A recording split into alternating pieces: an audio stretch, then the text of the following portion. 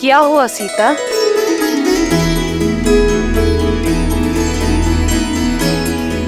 एक विचित्र सा आभास हुआ है। एक पुकार सुनी मैंने त्रिजटा, मेरे श्री राम की जय जयकार। राजा राम की नहीं, भगवान श्री राम की।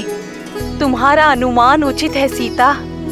श्री राम और लक्ष्मण को बचाने के लिए स्वयं गरुड़ देव आए थे और बड़े प्रेम से उनका बंधन काटा। अब सबको लगता है कि श्री राम ही भगवान नारायण है, राम ही भगवान है। अब सबको समझ आ गया है, समुद्र पर पत्थर जिनके नाम से तैरे वो कोई नर नहीं, नर के रूप में नारायण है। नहीं त्रिजटा, सबको समझ नहीं आया है। महाराज, यदि ये सत्य है तो ये युद्ध नर नहीं नारायण के विरुद्ध है। साक्षात गरुड़ बचाने आए थे उसे। भला विष्णु से कैसे जीतेंगे हम? हार निश्चित है। मौन हो जाओ मूर्खों, नहीं है वो विष्णु। गरुड़ का यहां आना इस बात को सिद्ध करता है कि वो वनवासी एक साधारण मानव है। यदि वो विष्णु होता तो एक पक्षी की सहायता की आवश्यकता नहीं होती। इस कायर शार्दुल ने कहा और तुम सब ने मान लिया। हम राक्षस अपनी बुद्धि, अपने विवेक के लिए जाने जाते हैं। अपनी बुद्धि लगाकर सोचो, विष्णु शेष नाग की शैया बनाकर सोता है। क्या कोई नागपाश उस विष्णु को बांध सकता है? और यदि ये नर विष्णु का अवतार है तो भी है तो एक साधारण नर, जिसे मेरे इंद्रजीत के बाणों ने धराशायी कर दिया, पाश में बांध दिया। असहाय, असमर्थ, जिस भगवान में गरुड़ को आकर प्राण फूकने पड़े, वो काहे का भगवान? कौन सा भगवान? मत कहिए मुझे श्री हरि विष्णु, मत कहिए मुझे भगवान। मैं तो केवल राम हूं, आपका राम।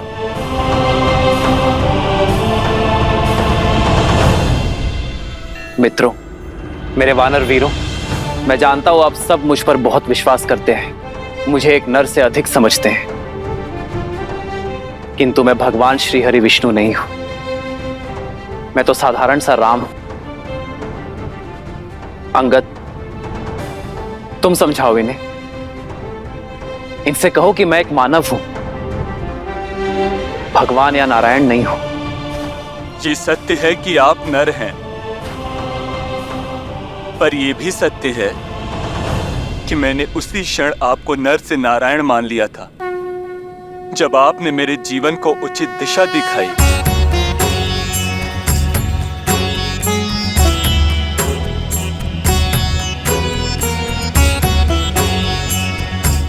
एक कैसा विचित्र भाव है। विभीषण, आप समझाइए इन्हें, कहिए कि मैं कौन हूं। इनसे कहिए कि मैं केवल एक नर हूं। प्रभु, एक भक्त क्या जानेगा भगवान की लीला, और मैं इन्हें वो करने से कैसे मना करूं जो स्वयं मेरी आत्मा मानती है प्रभु। और मैंने तो आपको उसी दिन से ईश्वर मान लिया था जिस दिन आपने मुझे अपनी शरण में लिया था प्रभु।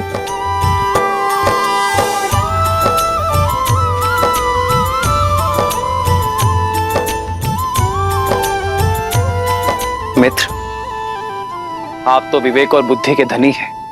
आप समझाइए इन्हें कि मैं एक साधारण सा नर हूं, कि मैं केवल आपका मित्र हूं। मैं कैसे? इतना अघोर असत्य कहे तुम। मैं कैसे मानूं कि आप नारायण नहीं?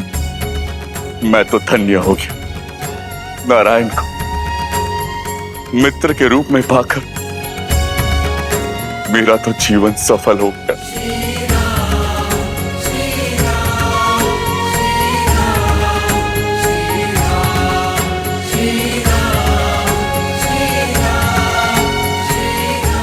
प्रभु, आज सत्य हम सबके सामने आ गया है श्री राम कि आप ही विष्णु हैं।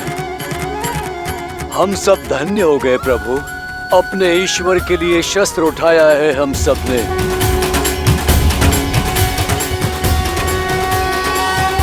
जय श्री राम, जय श्री राम, जय श्री राम, जय श्री राम।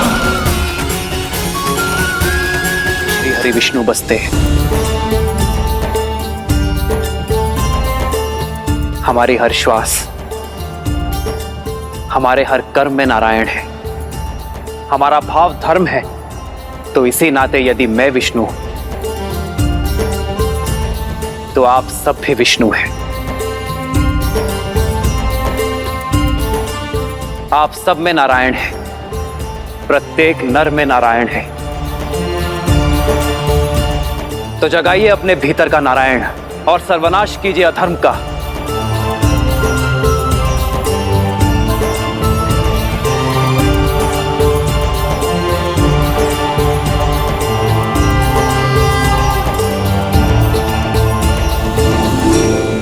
जो धर्म और सत्य के मार्ग पर चलते हैं उन्हें नर में भी नारायण दिखाई देते हैं, श्री विष्णु दिखाई देते हैं। और जिनकी आंखों में अधर्म और अहंकार की पट्टी बंधी होती है उन्हें नारायण में भी नर दिखाई देते हैं, एक तुच्छ मानव दिखाई देता है। कान खोलकर मेरी बात सुनो और अपने हृदय में उतार लो। वो वानर उस वनवासी के बारे में चाहे जो सोचें, मेरी दृष्टि में वो केवल एक नर है, एक साधारण नर। और तुम सभी को इस बात का बोध है कि अमृत मंथन से ही विष्णु हम राक्षसों का सबसे बड़ा शत्रु रहा है। तो जब आज वो एक नर के रूप में है तो क्यों ना उसे मारकर इस संसार को विष्णु से मुक्त कर दें। वो राम एक साधारण नर और मैं लंकेश दशानन रावण। मेरी ये देह सहस्त्रों वर्षों के तप, युद्ध और वरदान से अजय है, अमर है। इस संसार में कोई मुझे मार नहीं सकता। राक्षस मैं।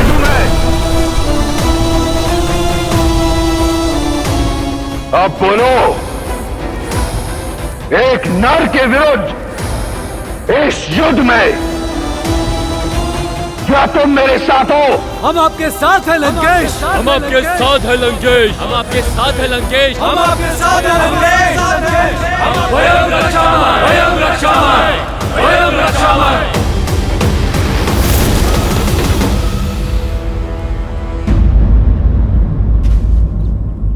जिन वानरों को वन का वासी और संसार उद्दंडी कहता है, जिनसे सभी संबंध रखने से कतराते हैं, उनमें हरि तो केवल श्री हरि ही देख सकते हैं।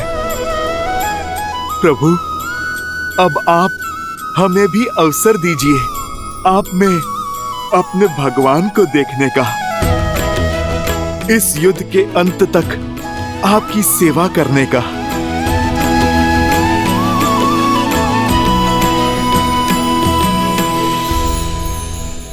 प्रभु श्री राम के भक्तों, उनके सेवकों, समय आ गया है शत्रु को दिखाने का कि ये अतरंगी सेना किसके साथ लड़ रही है और किसके लिए लड़ रही है। जय श्री राम।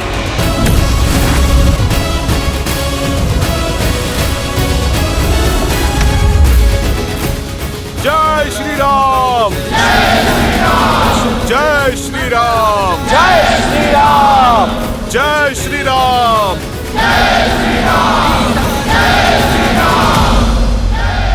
प्रतीत होता है ये उदंडी उड़दंग के लिए उत्सुक हैं। धूम्राक्ष, आदेश लंकेश।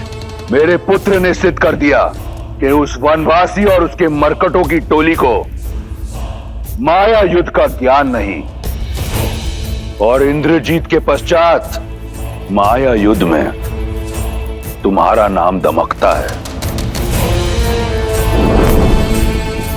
जाओ, अतिथियों का स्वागत करो। जो आज्ञा लंकेश। स्मरण रहे, यदि राम नहीं तो उसके किसी सेनापति को अवश्य मार कराना, ताकि स्वयं को नारायण कहने वाले उस वनवासी का और उसके मरकटों की सेना का विश्वास टूट जाए। उन्हें यह सोचना पड़े कि कैसा भगवान है जो स्वयं की रक्षा नहीं कर पाता। जाओ। एकांत।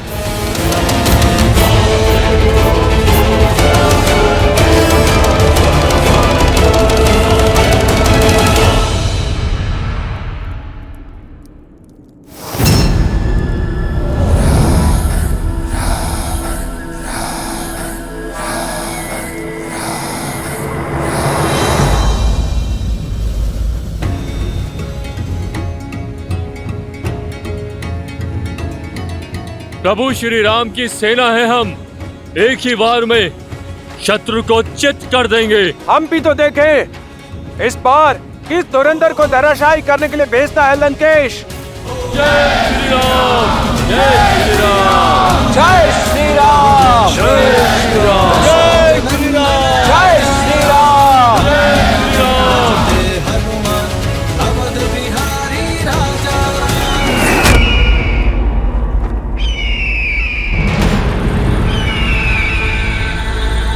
पंछी का यूं इस तरह उड़ना अब शगुन है स्वामी, संकेत शुभ नहीं है। जय श्री राम। जय श्री राम। जय श्री राम। जब युद्ध रावण के लिए लड़ा जाए तो एक ही संकेत देखा जाता है, लंकेश का संकेत, और वो कहता है युद्ध करें, वयम रक्षाम। भय के लिए भयंकर है, हम राम के रुद्र हैं, शंकर हैं हम। आक्रमण। जय श्री राम। जय श्री राम।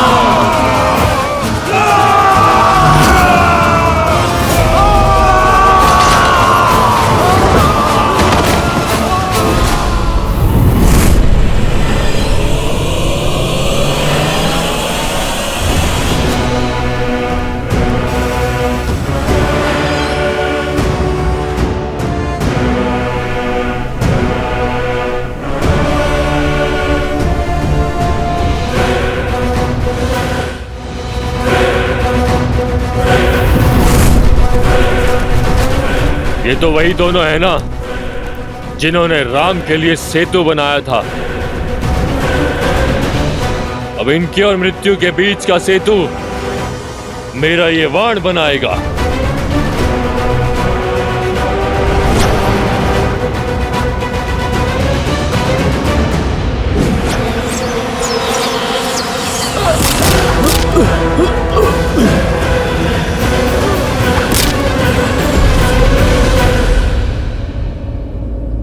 प्रभु, रावण जानता है कि वानर वीर माया युद्ध में कुशल नहीं है, इसलिए हमारा मनोबल तोड़ने फिर किसी मायावी को भेजा है उसने। परंतु मैं अपने वानर वीरों को माया के हाथों काल का ग्रास बनने नहीं दूंगा। प्रभु, वो चाहते हैं कि आप उनके सामने आए। प्रभु, आप मुझे अनुमति दें। राक्षसों को उन्हीं की भाषा में उत्तर देना आपका ये दास सीख गया है। प्रभु, प्रभु, आप मुझे आज्ञा दीजिए। इस मायावी की माया को तोड़ता हूं मैं। जाओ हनुमान, विजयी भव।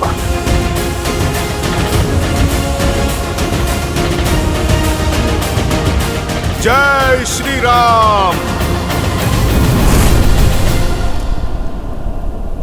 नल, घबराना नहीं मेरे भाई, मैं आ गया हूँ। रहता नील साथ है तो हर सागर पार कर लेंगे हम। जय श्री राम। चलो, जय श्री राम।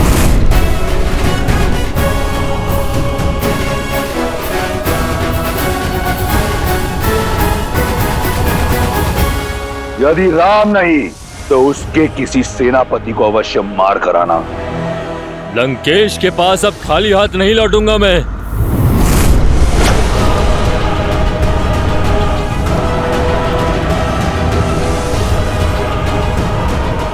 लंकेश ने एक कहा था, मैं उन्हें 2-2 वानर सेनापतियों के वध का शुभ संदेश दूंगा।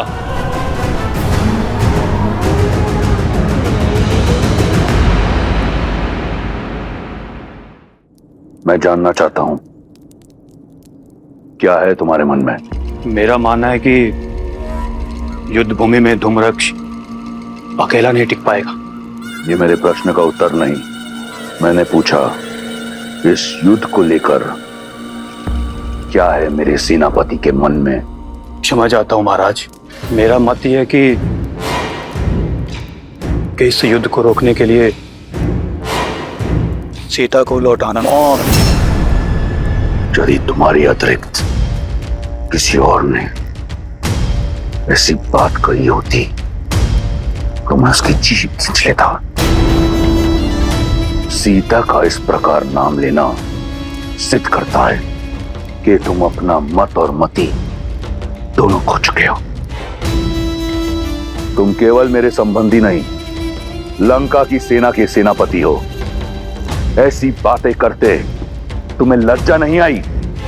महाबली प्रहस्त, जिसकी रणनीति और बुद्धि का पैनापन तीनों लोकों में महाबली प्रहस्त की युद्ध प्रशस्ति का डंका बजता है, ऐसी बातें करके तुम्हें तनिक भी लज्जा नहीं आई? कहां गई तुम्हारी रणनीति? कहां गया तुम्हारा पैनापन? या फिर उन मूर्ख वानरों की भांति तुम ये युद्ध लड़ना चाहते हो बिना अपनी बुद्धि के?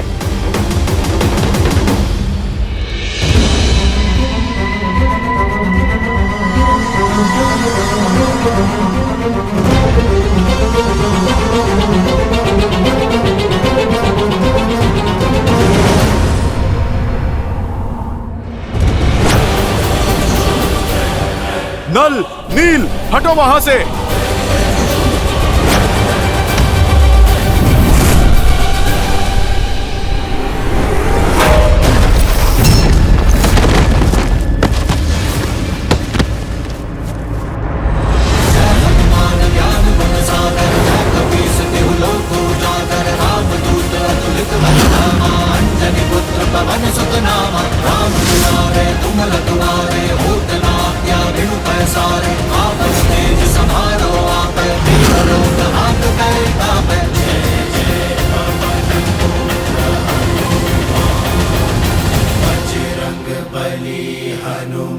महाबली प्रहस्त हो तुम, जिसने मेरे साथ कंधे से कंधा मिलाकर शास्त्र युद्ध लड़े।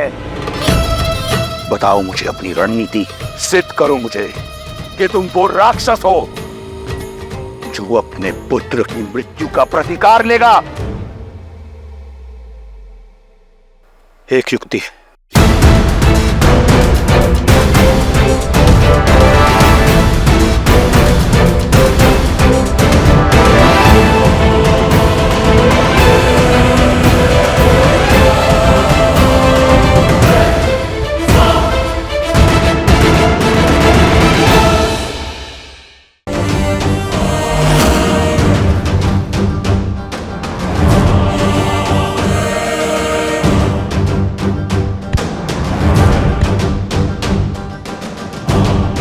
वानर, अच्छा हुआ तुम सामने आ गए।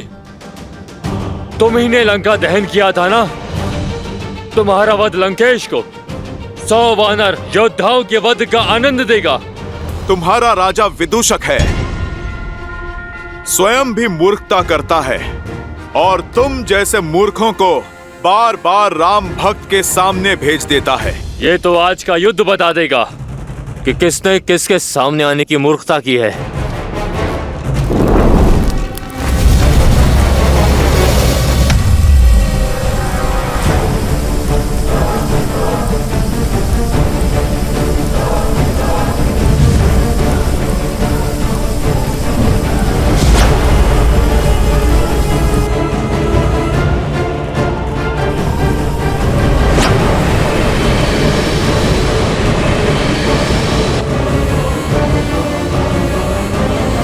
जय श्री राम।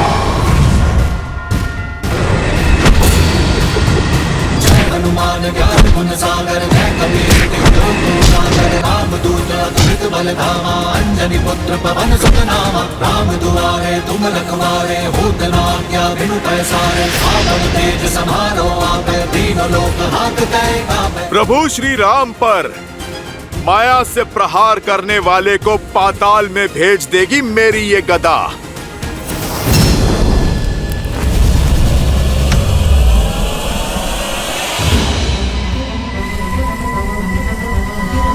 उदंडी मरकट,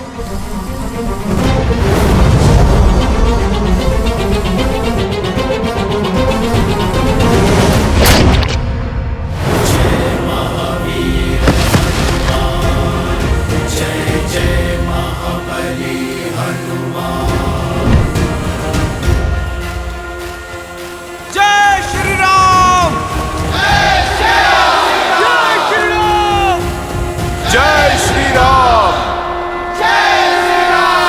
उठो विदूषक, उठो, तनिक दिखाओ अपना कर्तव्य। उठो। हनुमान काका, अब ये नहीं उठेगा। आपकी गदा ने इसे पूरे संसार के चक्कर दिखा दिए। जय श्री राम। जय श्री राम। यदि सीता को लौटाना ही तुम्हारी रणनीति है तो त्याग दो अपना पद और जाओ, एक सैनिक की भांति ये युद्ध लड़ो, या फिर उस कायर विभीषण की भांति गिर जाओ उस सन्यासी के चरणों में, या फिर दिखाओ मुझे कि तुम वही महाबली प्रहस्त हो जिसने मेरे साथ कंधे से कंधा मिलाकर शास्त्र युद्ध लड़े। बताओ मुझे अपनी रणनीति। एक युक्ति है, छल से प्रहार।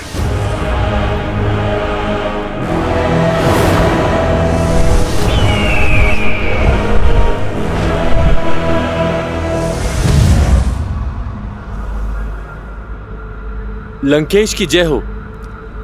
अशुभ सूचना है, महाबली धूम्रक्ष नहीं रहे।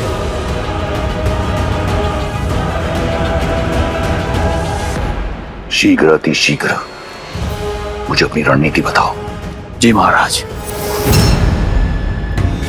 श्री राम। जय श्री राम। जय श्री राम। जय श्री राम। मौन हो जाइए। मित्र हो या शत्रु, किसी की मृत्यु पर शोक मनाया जाता है, उत्सव नहीं। युद्ध भूमि जहां श्वास कभी भी किसी भी क्षण आपका साथ छोड़ सकती है, किंतु फिर भी मर्यादा और गरिमा बनाए रखनी चाहिए। हम राक्षस नहीं, मानवीय भावनाओं और मूल्यों की प्राथमिकता बनी रहनी चाहिए। भले ही यह अधर्म के साथ था, किंतु था तो हमारी भांति एक योद्धा ही, किसी का पति, किसी का पुत्र, किसी का पिता। तो हर योद्धा की भांति इस योद्धा का भी अंतिम संस्कार किया जाना चाहिए। सम्मान सहित अंतिम संस्कार कीजिए इसका।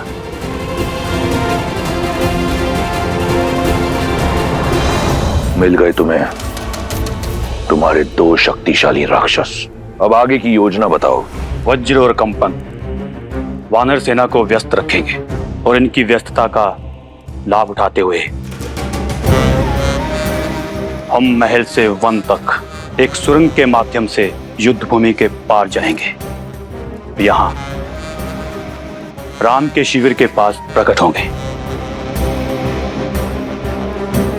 यहां से आपकी सेना आगे से वार करेगी और उन्हें भ्रमित करेगी कि वो जीत रहे हैं, और वहां मैं संसार के सबसे भयावह राक्षसों के साथ पीछे से उनका संहार करूंगा। अद्भुत, जाओ कर दो उनका संहार। ले लो अपने पुत्र की मृत्यु का प्रतिशोध। मैं यहां दुर्ग से उनका ध्यान तुमसे भटकाऊंगा। वो मूर्ख वानरों को लगेगा कि वो हार नहीं जीत रहे हैं, और तुम पीछे से उन पर आक्रमण कर देना। परंतु स्मरण रहे,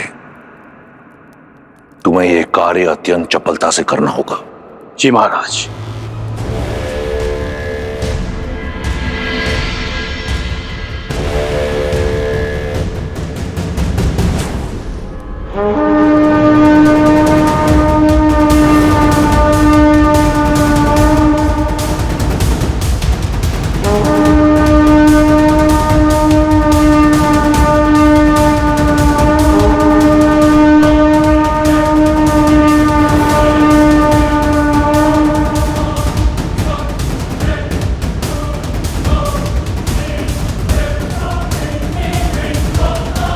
प्रभु, दशानन आज कुछ भिन्न दिख रहे। ज्ञात होता है कई खोए हैं। खोए नहीं, संजोए हुए हैं रावण। इस बार राक्षस नई रणनीति के साथ उतरे हैं। तो हम भी सज्ज हैं।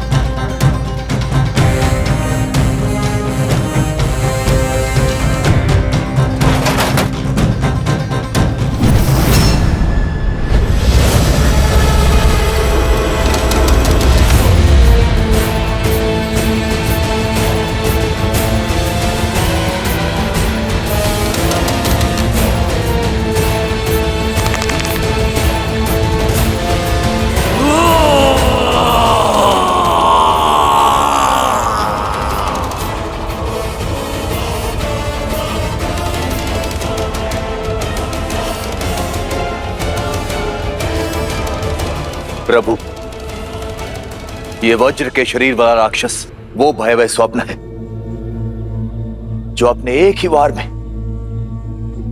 कई कोटि शत्रुओं का काल बन सकता है। इसे मारना देवताओं के लिए भी असंभव है। किंतु एक उलझन है प्रभु, ये योद्धा विकराल है किंतु रणनीति में शून्य है,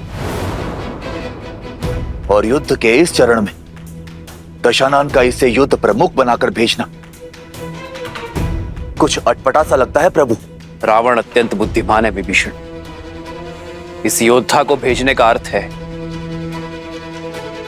कि वो हमें भरमा रहा है। यह योद्धा एक भ्रम आवरण है।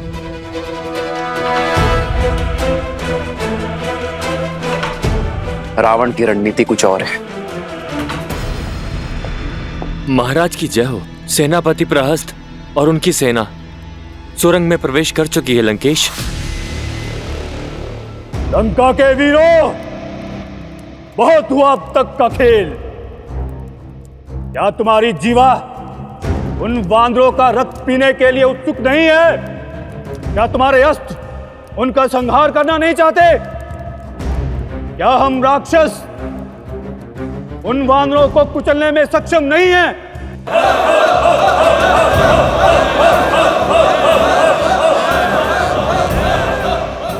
तो छा जाओ शत्रु पर आतंक का मेघ बनकर, वेग से आगे बढ़ो और शत्रु को अपने आने का आभास दिए बिना। तो फिर चलो मेरे साथ।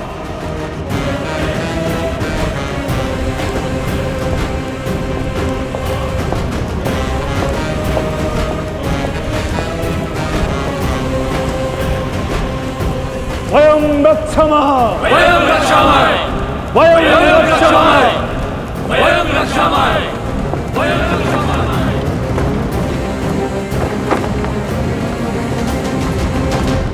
वहां राक्षस काल बनकर उन वानरों पर टूटेंगे और यहां वज्र मुष्टि उनके शीश पर मृत्यु का तांडव करेगा।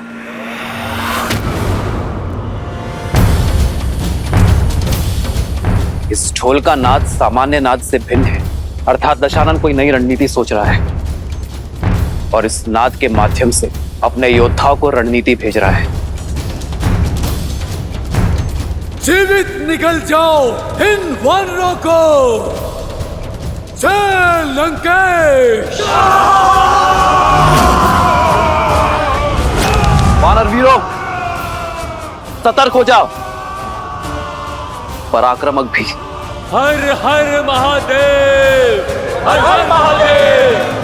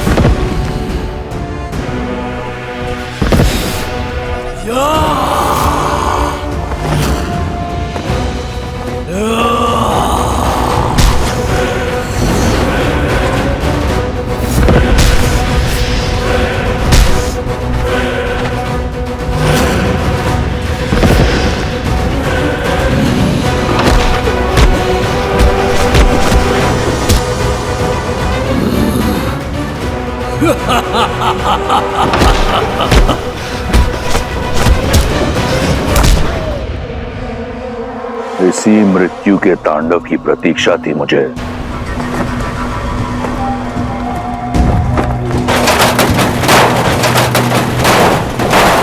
शांत शांत, उठाओ।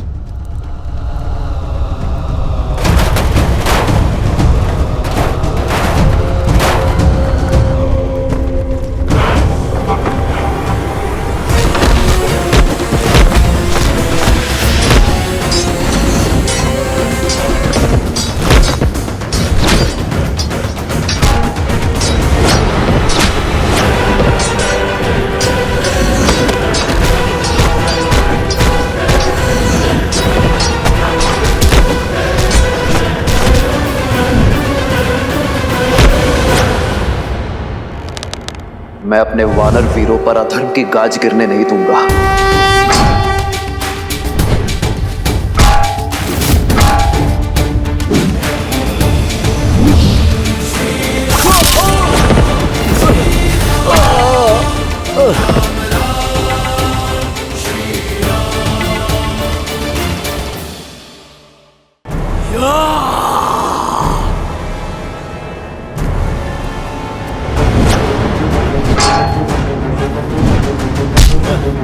सावधान राक्षस!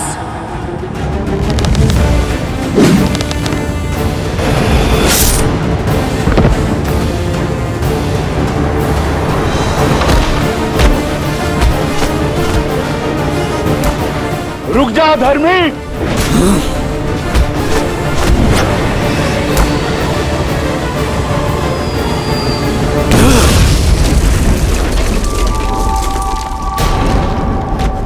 इस चट्टान की भांति आज एक एक वानर की अस्थियों को चकनाचूर कर दूंगा। वज्र मुष्टि का ये मुष्टि प्रहार।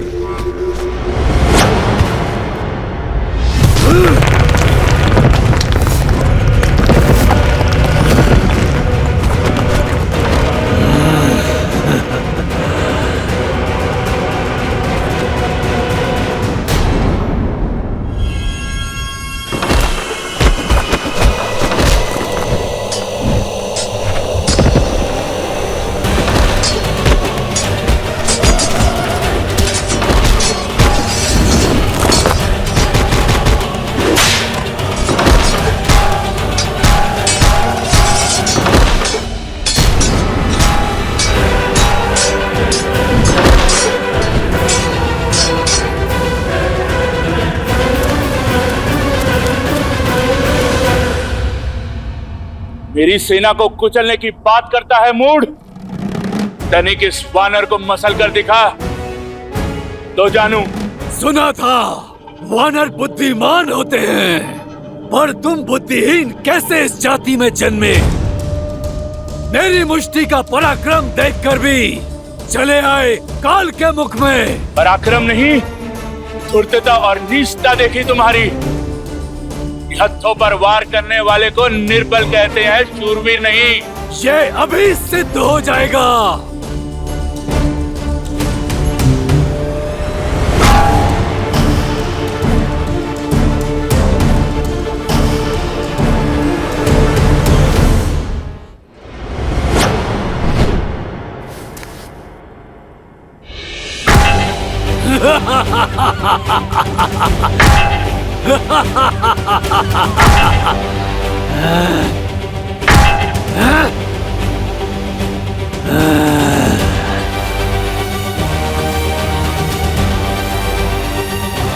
जय श्री राम।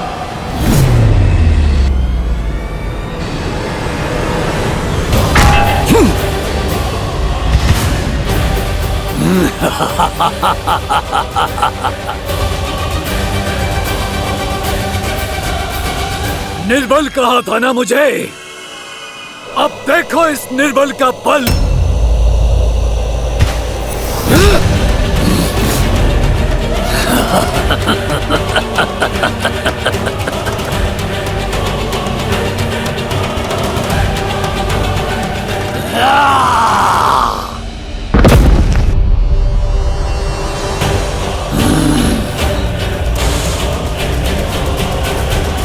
जिसने भरी सभा में अपने समक्ष झुकने के लिए सभी को विवश कर दिया, आज देखो उसके पग भी उखड़े जाएंगे। ये तो केवल आरंभ है राम। देखो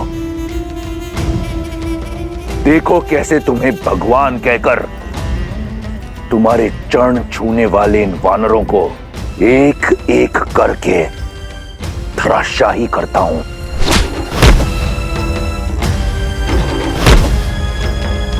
कैसे इन वानरों के शव तुम्हारे चरणों में पड़े होंगे, और यही होगा मेरे प्रतिशोध का आरंभ, मेरी बहन के अपमान का, मेरे अक्षय कुमार के वध का।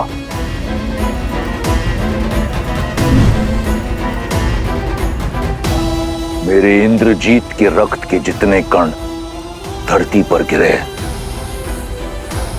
उससे 100 गुना अधिक वानरों के शव इस युद्ध भूमि पर होंगे, और मेरे प्रतिशोध का शंखनाद इस बड़बोले अंगद के साथ होगा।